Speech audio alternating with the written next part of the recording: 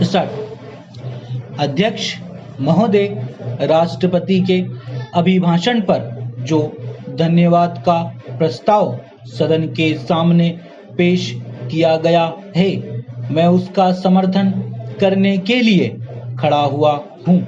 मैं इस चर्चा में भाग लेते हुए अपने कुछ विचार प्रकट करना चाहता हूँ। विरोधी दल के कुछ सदस्यों ने इस पर विरोध प्रकट किया है। यह सही है कि देश की आज की स्थिति को देखते हुए उन्होंने विरोध प्रकट किया है। सदन में जनता के चुने हुए प्रतिनिधि को अपनी बात प्रस्तुत करने का पूरा हक है। उन्हें अपनी बात अच्छे ढंग से सदन में प्रस्तुत करनी चाहिए थी। आज हमारे देश में 3 बड़ी समस्याएं हैं। एक तो सबसे बड़ा सवाल हमारे सामने खाने की वस्तुओं का है। तीसरा, पंचवर्षीय योजना के अंत में हमने कल्पना की थी कि हम अपने सारे साधनों को जुटाकर अपने लक्ष्य के अनुसार खाद्यान्न उत्पन्न कर सकेंगे। हमारा इस प्रकार का दृष्टिकोण है, और जब हम इस दृष्टिकोण और खाद्य सामग्री की बात करते हैं तो मैं इस बात को नहीं भूल पाता हूं कि जहां तक हमारे भौतिक साधनों का संबंध है, उन्हें हम जुटा सकते हैं, योजना बना सकते हैं। लेकिन यदि कभी प्रकृति हमसे नाराज हो जाए तो उस समय हमारी सारी योजनाओं पर संकट आना स्वाभाविक बात है। हम चाहते थे कि बाहर से अनाज ना मंगाएं। बाहर से अनाज मंगवाने से हमारे आत्मसम्मान को बड़ी ठेस पहुंचती है, और यह आत्मसम्मान किसी राष्ट्र के जीवन में सबसे अधिक महत्वपूर्ण स्थान रखता है।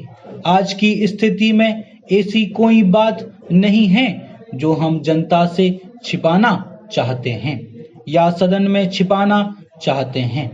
हमने अपने सारे उत्पादन और गल्ले के समस्त भंडार को स्पष्ट बताया है। हमने चेतावनी दी है कि हमारे पास अनाज नहीं है। अंतर्राष्ट्रीय स्थिति भी आप देख रहे हैं।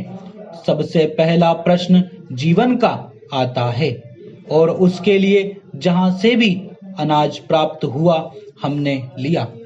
इस समय भी हम वार्ता करके आप सबका सहयोग लेना चाहते हैं।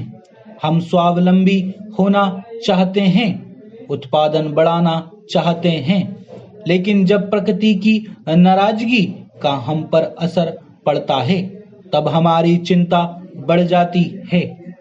इस सब के बावजूद हम जनता को आश्वासन देना चाहते हैं कि हमारी सरकार किसी भी प्रकार की स्थिति का मुकाबला करने में समर्थ है, और इस कठिन स्थिति में भी वह जल्दी से छुटकारा पा लेगी। आजकल एक अशांति का वातावरण पैदा करने का प्रयत्न किया जा रहा है।